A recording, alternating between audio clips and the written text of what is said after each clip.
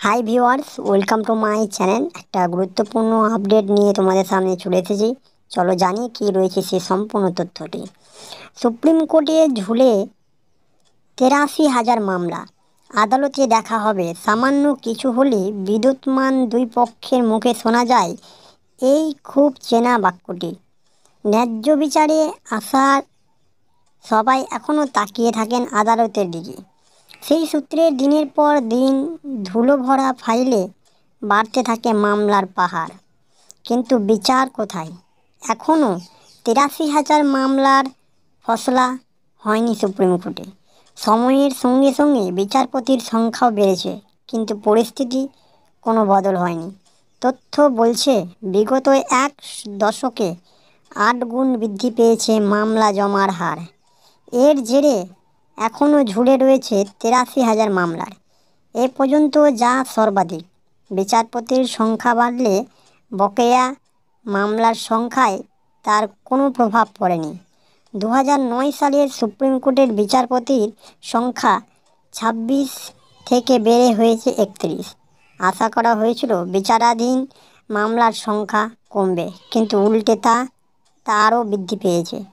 ২০১৩ সালের বাকি থাকা মামলার সংখ্যা ৫০,০০০ থেকে বেড়ে হয়েছে ৬৬,০০০।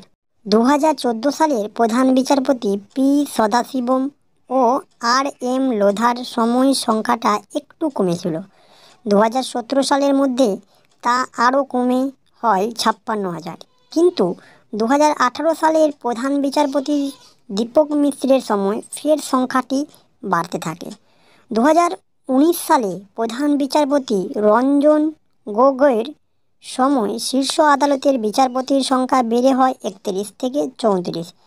এমন সময় বিচার ব্যবস্থার ওপর ধাওয়া বসায় করোনা। ২০১৯ থেকে ২২-এর মধ্যে বাকি থাকা মামলার সংখ্যা দাঁড়ায় ৭৯,০০০। গগৈর পর প্রধান বিচারপতির পদে বসেন DOR চন্দ্রচূড়। গত ২ বছরের আরও ৪,০০০ মামলা জমে মোট সংখ্যা হয়েছে ৮৩,০০০। এই পর্যন্ত যা সর্বাধিক। এই যে এতটা মামলা রয়েছে, তার মধ্যে রয়েছে স্কুল সার্ভিস কমিশন, ওয়েস্ট বেঙ্গলের কেস। তো কবে সেই সমস্ত মামলার শুনানিগুলো হবে? তো মামলা এতটি পড়ে রয়েছে যে এখন পর্যন্ত যতটি মামলা বিদ্যমান, সেই মামলাগুলো ধীরে ধীরে একের পর এক শুনানি হবে। তো সময় সকল কিছুতে লাগতে পারে। তো এইটাই রয়েছে সুপ্রিম কোর্টের কিছু তথ্য, যেখানে এখন পর্যন্ত এতটা মামলা পড়ে রয়েছে। তো আজকে পর্যন্ত এইটুকুই।